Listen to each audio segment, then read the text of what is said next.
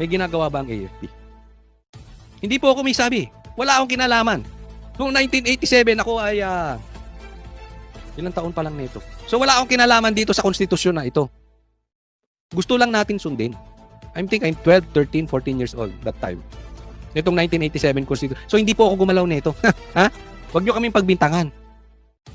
Ito po ay dapat sinusunod ng militar. In-access nyo na ba si Bongbong? Kung talagang inalam nyo ba kung talagang nagdodroga siya o hindi? Kayong cabinet members, nasa batas 2 eh. Inalam nyo na ba kung talagang nagdodroga o hindi? Ayan na ebidensya oh. Sinasabi na nung kapatid.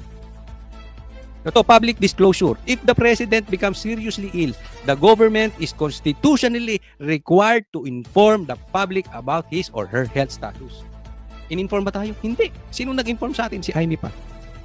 Access for key officials. During that serious illness, the cabinet members responsible for national security and foreign relations plus the AFP Chief of Staff, Browner, anong ginagawa ni Imo, must be allowed to see the president. Hindi po ako nagpapaano ng sedisyon. Baka iikot-ikutin nyo na naman. Okay? Kinukot ko lang kung ano sabi ng konstitusyon. Ha?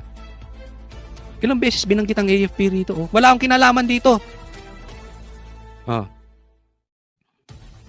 At nangyari na yan eh. Kailangan natin ng transparency. Ano ba talaga? Diba? Ano ba talaga kalalagayan ni Marcos? Ang opinion ko lang ay naniniwala ako na tama ang sinasabi nito si Tiglao. I'm convinced that this will happen again. Kaya nga malaking bagay yung pagsabi ni BP Sara, I am ready. If that happens, BP Sara is ready to become the president. That is a go signal. As I see it, that is a go signal. Ngayon, kung ayaw ng militar, hindi ko naman kayo pipilitin. Actually, hindi ko kayo kayang pilitin. At hindi ko naman kayo inuutusan. Kinukote ko lang, pinapaalala ko lang, ano ang obligasyon nyo according to Constitution. Okay? Ito, next tingnan po natin. So, sa mga nangyayaring ganyan, ano ang masasabi ni BP Sara? Ha? Ano dapat ang role ng AFP? Dapat ba ay matanggal? Or dapat bang mag-resign si Marcos? Ito, pag-usapan natin. So, ang binanggit ko noon, si Martin Romualdez at si Zaldico, dahil alam ko, based on my personal knowledge, na sila ang may control ng budget. Hindi makakagalaw ang chairman ng Appropriations Committee kung hindi siya inutusan ng Speaker of the House of Representatives. So, yun yung part nilang dalawa, di ba? Remember, ang sinasabi dito ni BP Sara, ang may hawak ng pera ng buong Pilipinas ay yung dalawa. Si Saldi at saka si Tambi. Okay. Pero, ba't connected si Bongbong Marcos? Ito yun. Lahat ng pagtago ng mga insertion ba tawag nila, no? Pag-insert. Depende, BP Sara, BP Inday. Binasag na nga ng Philippine Ambassador to United Kingdom na si Teddy Locsin Jr. ang kaniyang katahimikan at tila isiniwalat na nga nito sa publiko ang buong katotohanan patungkol sa ilegal na pag-aresto sa dating Pangulong Duterte. Hindi man ito pinangalanan, ngunit tila nasa pulnga sa naging pahayag nito ang Administrasyong Marcos at ang bagong ombudsman na si Boying Remulla na umano'y may pakana ng lahat kung bakit nasa dayuhang hukuman ngayon ang dating Pangulong Duterte. Gaano kaya ito totoo? Ating alamin. Pero bago tayo magpatuloy, kung bago ka pa lang sa aking channel ay huwag mo nang kalimutang mag-like, comment at mag-subscribe para lagi kang updated sa mga susunod nating video. Hindi inaresto ng ICC si PRRD siya'y dinukot ng mga Pilipino at isinuko sa mga dayuhan. Matapang na kinontra ni Philippine Ambassador to United Kingdom na si Teddy Boy Locsin Jr. ang isang post sa social media na nagsasabing inaresto ng International Criminal Court o ICC si dating Pangulong Rodrigo Duterte dahil ayon kay Locsin, hindi ito isang pag-aresto kundi isang pagkidnap na ginawa mismo ng mga Pilipino at mas masahol pa, isinuko pa raw ito sa mga dayuhan. Ang pahayag ni Locsin ay tugon sa post ni Philip Lustre Jr. na nagsabing nang tanungin si Rodrigo Duterte ng isang nakababatang mambabata sa isang pampublikong pagdinig ng Kongreso kung handa siyang humarap sa ICC. Mayabang siyang sumagot, sipain ko ang mga taga-ICC ngayong nakakulong na siya sa kulungan ng ICC. Hindi na niya kayang bigkasin ang mga salitang iyon, kinain niya ang mga iyon. Tapos na siya, salamat ICC. Sa kanyang Facebook account, marin itong tinutulan ni Ambassador Teddy Locsin dahil maling-malian niya ang ganitong klase ng naratibo. Ayon pa sa kanya, si Rodrigo Duterte ay hindi inaresto ng ICC. Siya ay dinuko ng mga Pilipino sa Pilipinas at isinuko sa mga dayuhan. Kung siya ay may kasalanan, ipinahahayag natin na ang ating bansa at gobyerno ay walang kakayahang siya ay panagutin. Dagdag pa ni Locsin, sa ganitong gawain, tinalikuran mismo ng bansa ang diwa ng soberanya, ang kakayahang magpatupad ng sariling hustisya. Sa paggawa nito, tinalikuran natin ang unang katangian ng soberanong kalayaan, ang pagkakaroon ng epektibong sistema ng hustisya. Binanatan din ni Locsin ang paniniwala ng ilan na kailangang mga dayuhan, lalo na mga taga-kanluran, ang humusga sa mga Pilipino. Ang idea na ang mga dayuhan, lalo na ang mga taga-kanluran, ay maaaring humusga sa atin ay lubhang kasukulam-sukulam. Ito ay pagtataksil.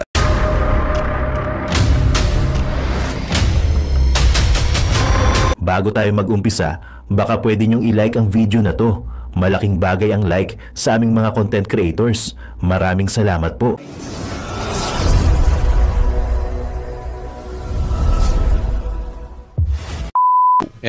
Itong hamon ni Atty. Guanzon. Sabi niya, hinahamon si Pangulong Marcos na patunayan na isa na lamang ang kidney nito. Naalala natin, di ba? Sinabi to ni di umano ni Abalos at saka ni Claire na isa lang ang kidney ni Marcos. Hindi siya pwede magdroga. Yan. Okay, so patunayan mo, hinahamon ka, baka takot ka na naman kung takot ka sa drug test, baka naman pwedeng mag-kidney test ka. Patunayan mo, may record ka naman yan di ba? Pero ang issue dito, kung iisa na ang kidney ni Bongbong Marcos, again, that is a health concern.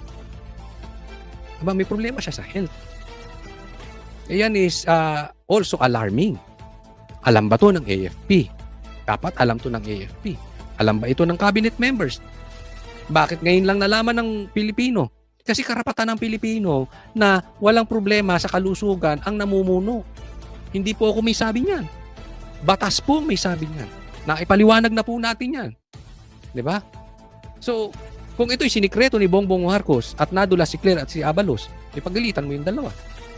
At kung wala namang problema, edi patunayan mong iisa nga lang kidney mo at ipaliwanag mo, wala namang problema. Kaya ko naman gawin ang aking trabaho ng tama kahit isa lang ang kidney ko. Di-inform.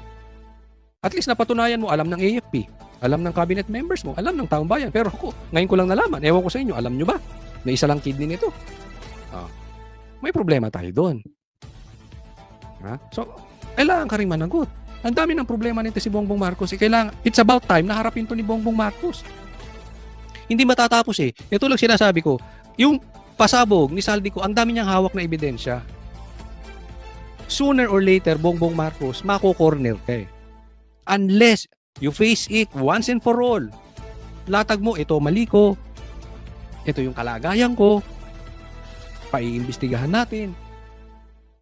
Be transparent. Yung totoong investigasyon. Yung totoong repentance. Baka mapatawad ka pa ng taong bayan. I don't know. Pero kesa itong takbo ka ng takbo, ang dami pang lalabas na ebidensya. Mahuhuli ka, Bongbong Marcos. Kita mo, pati anak mo ngayon, damay. Sino pa gusto mong madamay? Next po tayo. Ito, basahin natin to sinabi ni John Dick. Sabi niya, he's a liar, he's a thief, he's a criminal. Sa dami niya nilabas na ebidensya, John Dick, wala ba kayong confidential funds? Wala ba kayong intel funds? Sa daming nilabas na ebidensya ni Saldico, hindi mo man lang mapatunayan na isa doon ay mali? Ako, wala akong tiwala talaga sa tao na pagka meron siyang binabatong ebidensya at pinaparatangan, halimbawa ang Pangulo, you just don't attack the person na nagpaparatang. Kasi I'm not a lawyer, but alam ko that is one of the lowest form ng defense. no, if I'm not mistaken. Ang dapat atakihin mo, yung pinapakita niyang ebidensya, mali. Hindi yung pagkatao niya. Ang inaatake mo rito yung pagkatao lang ni Saldico eh. Pero pagdating doon sa ebidensya, pinapakita niya nga kayo. Alam mo, sa harap ng taong bayan, nagmumukha lang kayong aso ni Bongbong Marcos. Nawala na kayo ng paninindigan. Kasi you can do better than that. Pwede mo atakihin yung ebidensya eh. Wala kayong magawa. Ginagawa niyong tangapin ang Pilipino. Wag ang sa akin dito. Makukorner at makukorner eh. Marami pa kasing ebidensya. And then don't tell me, John Big, sa lahat ng ebidensyang ilalabas niya, at marami pa siyang ilalabas na videos, yan lang ang kaya niyong sabihin. He's a liar, he's a thief, he's a criminal. Hindi maniniwala ang taong bayan sa iyo. Baka ang naniniwala lang dyan sa sinasabi mo, yung anak mo, pamilya niyo. Next topic po. Ito may pasabog po si si Saldico, part 2. Gusto kong himayin natin at bibigyan natin ng komentaryo. Importante po ito na ating mapag-usapan.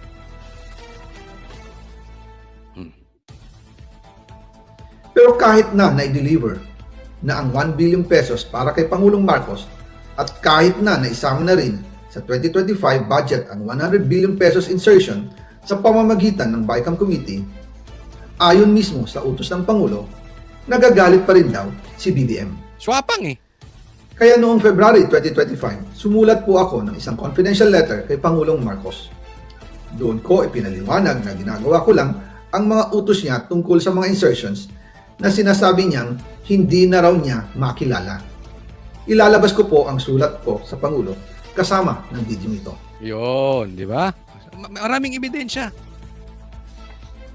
Si Yusek Jojo Cadiz ang nag-ayos ng aming meeting noong March 2025 sa 1201 Aguado Street, tapat ng Malacanang Gate 4. Ngayon mismo, sa Malacanang na, si Cadiz.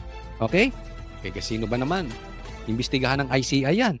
Kasino ba naman na imbestigahan ng Blue Ribbon yan? Yang si Cadiz.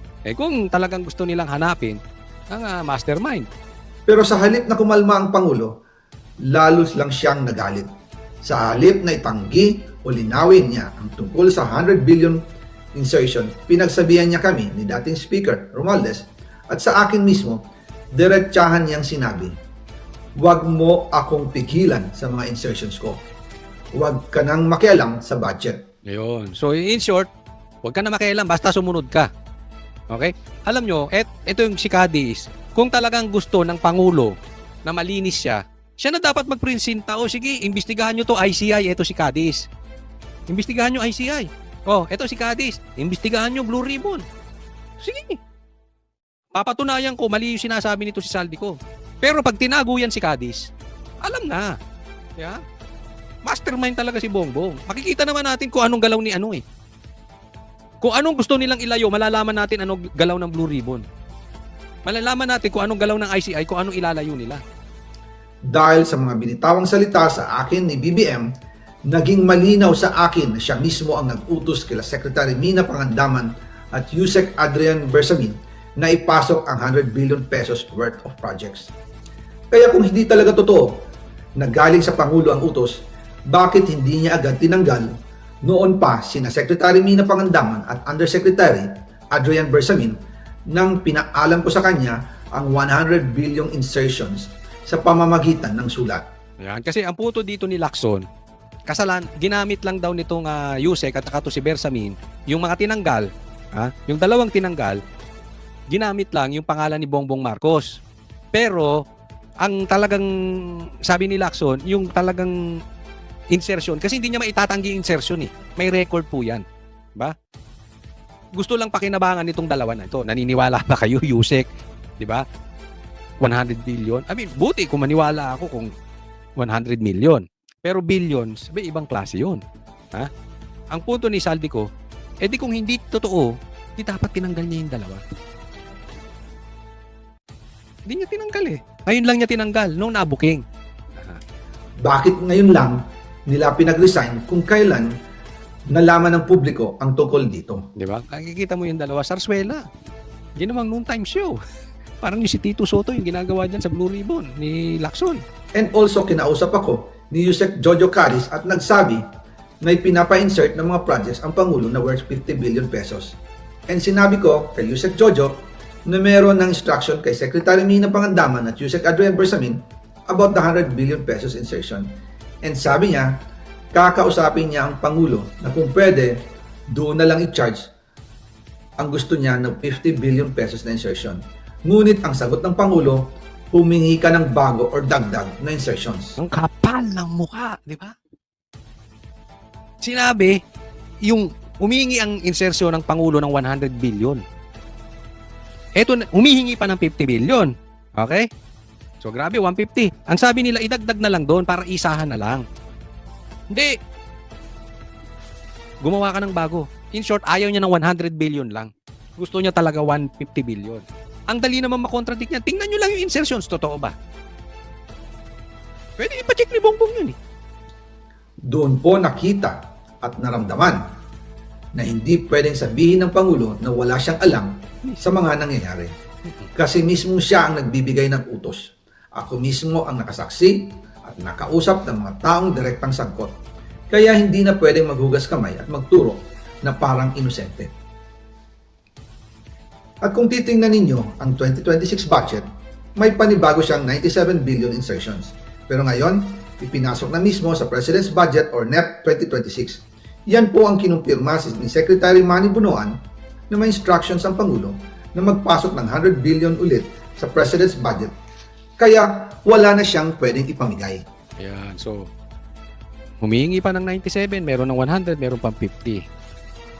Ito ay nalaman ko noong May 2025 sa meeting namin kasama si dating Speaker Romualdez sa number 30 Tamarind Street, Forbes Park. Kaya nang nadiskubre ng House of Representatives ang insertion sa flood control sa 2026 budget, ibinilik namin ang DPWH NEP 2026 dahil mali na ito at panibagong flood control projects na naman. Hindi lang po ang Pangulo ang may insertion sa budget. Yan na. Pati po si Congressman Sandro Marcos, meron din pong pinapasok taon-taon. Noong 2023, may 9.636 billion pesos.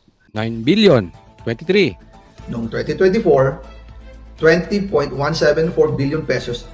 20 billion. So pataas ng pataas, nagkakalyo na. Hindi na kontento sa 9 billion. 20 billion na noong 2024. At nitong 2025, 21.127 billion pesos. O nahiya, hindi nagdagan lang ng isa. 21 billion. Lahat-lahat, ang kabuuan ay 50.938 billion pesos. At bawat taon po, sa tuwing dumarating ang BICAM budget process, lagi po may utos si Congressman Sandro na ipasok ang mga proyekto niya. Nalaman ko na lang sa mga contractor na galit siya sa akin noong pinag-uusapan na ang 2025 GAA budget. Ang sabi daw niya, ipatatagal ako at magpa-file ng maraming kaso laban sa akin. Kasi kulang ng 8 billion pesos yung insertion na gusto niyang ipasok. So ang dami niyang gustong ipasok na proyekto. Diyan pa lang kaya ng patunayan ni Sandro. Yan ang pinupunto natin kanina pa eh. Kung gusto naman niyang patunayan, hindi niya kailangan ituro pa DDS, patunayan na lang niya. Oh, pero nagkaroon yan nga ang nangyari dito. Naging obvious kaya pumutok ito dahil sa isang salita, greed. Hindi na sila nakontento. Yung 50 billion is not enough for Sandro. Kulang ng 8 billion. So instead na palagpasin niya yung 8 billion, malaki nga naman yung 8 billion. Pero ngayon nasilip yung buong 50 billion. Diba? So in short, dahil kasakiman. Ano na yan? Mana-mana na yan, di ba? Ganun din naman niya. Kaya nagagalit si Bongbong Marcos kasi hindi niya natatanggap yung party niya. According to Saldico, hindi niya natatanggap yung party niya. Although may nahatid na sa kanyang pera, galit pa rin si Bongbong Marcos. Again, another problem. Greed. Dahilan daw, may mga contractor na nakapag-advance na sa kanya at dahil hindi na ipasok ang buong halaga, kailangan daw niyang magsauli sa mga yon. Para malinaw sa taong bayan, ilalabas ko po sa video na ito ang listahan ng mga proyekto na kasama sa mga insertions ni Congressman Sandro. Ayan, di ba na? Abangan natin yung part 3 at marami tayong ilalabas na ebidensya. Ilalabas pa natin. Diyan naman, check nyo na lang. Patunayan mo, Sandro. Ito, pag-usapan natin ito. Itong pinost ni Bobby Tiglao sa kanyang Facebook. Anong sabi niya? The nation once rejected the farce that Marcos Sr. won the February 7, 1986. Naalala ko to eh. Nagkaroon ng snap election. Nanalo si Marcos Sr. over Cory Aquino. Tuloy natin. Even if the Commission on Elections declared him the victor, panalo, kahit panalo, yung magnanakaw, yung si Sr., 15 years later, the country again reached a hard judgment. So, ang nangyari noong kay Marcos, si Cory pa rin ang nakaupo. Ito naman, 15 years later, nangyari rin kay President Estrada. Was so corrupt, he couldn't remain in power. Parang naman ito, erap na erap. 3 taon lang to eh. Even with the majority of the impeachment court on his side. Yung impeachment court, kakampi niya. Wala ding nangyari. Okay? Eto ngayon. In these 2 cases, the nation set aside the rule of law. Baka ito yung sinasabing bendalo. Yung gusto nilang gawing bendalo sa kanilang mangyayaring bendalo. And got the muscle behind that rule of law, the military. Kaya yan po yung sinasabi natin na di umano, nagbigay ng go signal si BP Sara sa mga militar to intervene and oust the 2 presidents. Naging malaking kasangkapan ang military nung panahon ni Marcos Sr. at panahon ni Estrada. Naalala nyo, binitbit sila eh. Diba? Pinalabas nila sa Malacanang, kasama pa nga to sila Jinggoy. Ang sabi, I'm convinced, sabi ni Tiglao, yan si Tiglao po, this will happen again. Ako, kung opinion nyo tatanungin ko, naniniwala ako, tama ang sinasabi ni Tiglao. This will happen again. Alam nyo, wala nang choice ang militar eh. Okay, hindi po tayo nag-ano. Tayo sa batas lang ha. Hindi ko po sinasabihan na mag-aklas ang militar. Hindi po ito sedition. Pero nangyari na po ito nung panahon ng tatay niya. Nangyari na to ni Erap. Dahil may dahilan eh. Ito po ibabasahin ko sa inyo. Ha? Ito, basahin ko. In case of serious illness of the president. Pagka may sakit ang presidente, ang drug addict is a serious illness. It's more than cancer. Kasi affected ang desisyon ng presidente rito. In case of serious illness of the president, the public shall be informed of the state of his health. Sinabi na ni Amy, adik ang presidente, hanggang ngayon, hindi pa rin nag-i-inform ang presidente. Karapatan natin yan, dapat ini-inform tayo. The members of the cabinet in charge of national security and foreign relations and the chief of staff of the armed forces of the Philippines shall not be denied access to the president during such illness. Pwedeng imbestigahan, pwedeng tanungin. Pwedeng, totoo ba to o hindi? Kailangan malaman ito ng cabinet ng AFP. May ginagawa ba ang AFP? Hindi po ako may sabi. Wala akong kinalaman. Noong 1987, ako ay ilang taon pa lang nito. So wala akong kinalaman dito sa konstitusyon na ito. Gusto lang natin sundin. I'm 12, 13, 14 years old that time. Nitong 1987 constitution. So hindi po ako gumalaw nito. Ha? Huwag nyo kaming pagbintangan. Ito po ay dapat sinusunod ng militar. In-access nyo na ba si Bongbong? Kung talagang inalam nyo ba kung talagang nagdodroga siya o hindi? Kayong cabinet members, nasa batas 2 eh. Inalam nyo na ba kung talagang nagdodroga o hindi? Ayan na ebidensya oh. Sinasabi na nung kapatid. Ito, public disclosure. If the president becomes seriously ill, the government is constitutionally required to inform the public about his or her health status. In-inform ba tayo? Hindi. Sino nag-inform sa atin? Si Amy pa. Access for key officials. During that serious illness, the cabinet members responsible for national security and foreign relations plus the AFP Chief of Staff, Browner, anong ginagawa ni Imo, must be allowed to see the president. Hindi po ako nagpapaano ng sedition. Ha? Baka iikot-ikutin nyo na naman. Okay? Kinukot ko lang kung ano sabi ng konstitusyon. Ha? Ha? Ilang beses binanggit ang AFP rito. Oh. Wala akong kinalaman dito. Ha? At nangyari na yan eh. Kailangan natin ng transparency. Ano ba talaga? Diba? Ano ba talaga kalalagayan ni Marcos? Ang opinion ko lang, ay naniniwala ako na tama ang sinasabi nito si Tiglao. I'm convinced that this will happen again. Kaya nga malaking bagay yung pagsabi ni BP Sara, I am ready. If that happens, BP Sara is ready to become the president. That is a go signal. As I see it, that is a go signal. Ngayon, kung ayaw ng militar, hindi ko naman kayo pipilitin. Actually, hindi ko kayo kayang pilitin. At hindi ko naman kayo inuutusan. Kinuquote ko lang, pinapaalala ko lang, ano ang obligasyon nyo according to Constitution. Okay? Ito, next tingnan po natin. So, sa mga nangyayaring ganyan, ano ang masasabi ni BP Sara? Ha? Ano dapat ang role ng AFP? Oh, dapat ba ay matanggal? Or dapat bang mag-resign si Marcos? O, ito, pag-usapan natin. So, ang binanggit ko noon, si Martin Romualdez at si Zaldico, dahil alam ko, based on my personal knowledge, na sila ang may control ng budget. Hindi makakagalaw ang chairman ng Appropriations Committee kung hindi siya inutusan ng Speaker of the House of Representatives. So, yun yung part nilang dalawa, di ba? Remember, ang sinasabi dito ni BP Sara, ang may hawak ng pera ng buong Pilipinas ay yung dalawa. Si Saldi at saka si Tambi. Okay. Pero, ba't connected si Bongbong Marcos? Ito Yung yun. lahat ng pagtago ng mga insertion na tawag nila, no? Pag-insert. Depende, BP Sara, BP Inday. Pag majority, ang tawag nila doon, hindi insertions, amendments. Kung tatanungin mo si Risa Ontiveros, amendments. Kasi ano yun ang tawag pa nga nila dyan, holy insertions. O holy amendments, okay? Pero pag minority, insertions daw. Okay? Mga lahat ng pera para kukunin nila. At yun, nagagawa nila yon kung hindi man sa GAB, doon sa BICAM. Kasi dadaan pa niyan ng Senado may negosasyon pa doon sa Senado. So ang final document niyan ay nandoon sa GAB. Tapos hindi ko na kailangan sabihin na kasali yung Pangulo dyan. Kasi kitang-kita naman natin, kanino bang pirma? Sasabihin na naman niya, hindi niya pirma yung nandoon sa GAA. Hindi.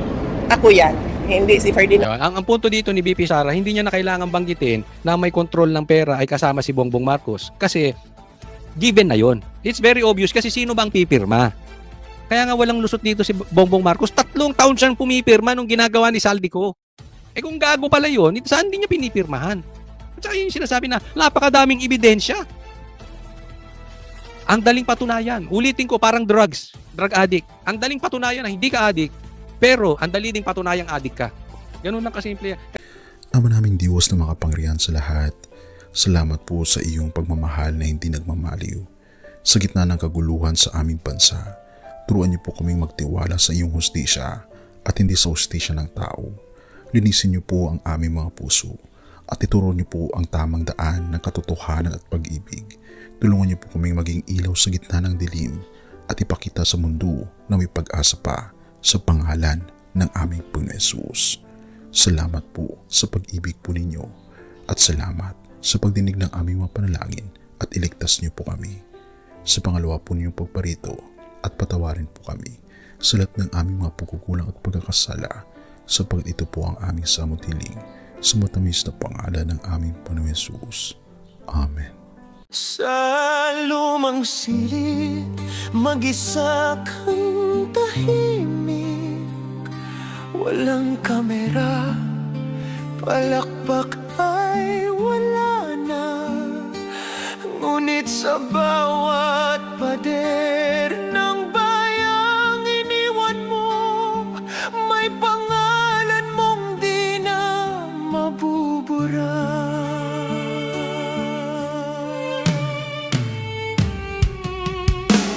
Minsan kang naging balikat ng mahihina, kalaban ng takot, kakampi ng masa.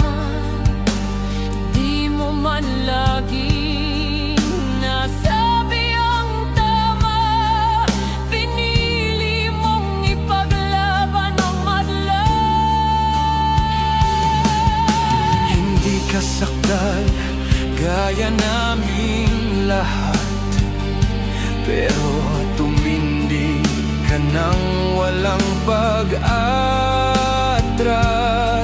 At ngayong pagod ka na, tatay, kami naman ang sasalo ng bawat bigat.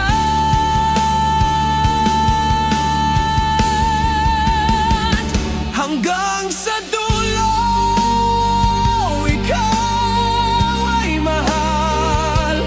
Kahit papagod na ang iyong katawan. Tatay, salamat sa iyong paglaban. Ngayon, kami naman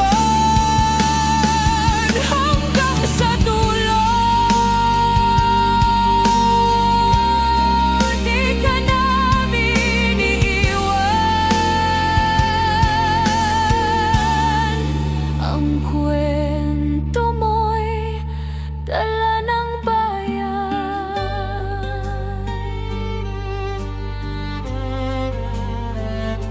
tahimik ka na sa mga batikos. Wala nang tugon, wala nang galit, pero sa mata ng mga maralita, naroon pa rin ang tapat mong alaala. Marami mang di nakaintindi, marami pa rin ang di nakakalimot. At ngayong wala ka ng kapangyarihan, tatay, Ang magtatanggol sa'yo ay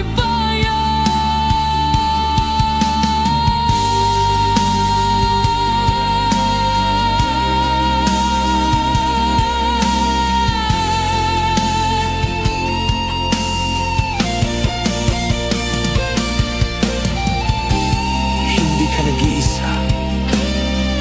Kahit ngayon.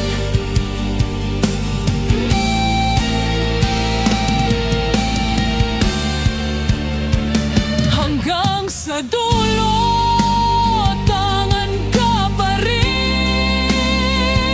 Sa puso ng batang minsan mong pinakain. Hanggang sa dulo, di ka nag-iisa. Ang dasal ng bayan ay sa'yo pa rin. Tatay, kami naman ang lalaban sa ngalan mo, sa alaala mo. Hanggang sa dulo. Dalangin ka ng puso ng masa.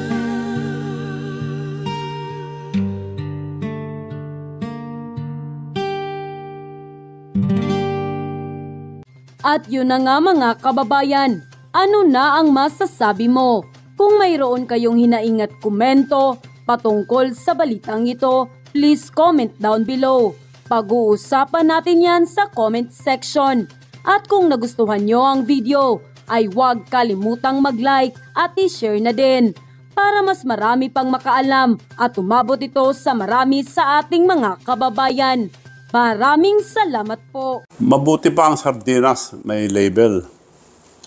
Eh tayo, wala. Oo nga pala.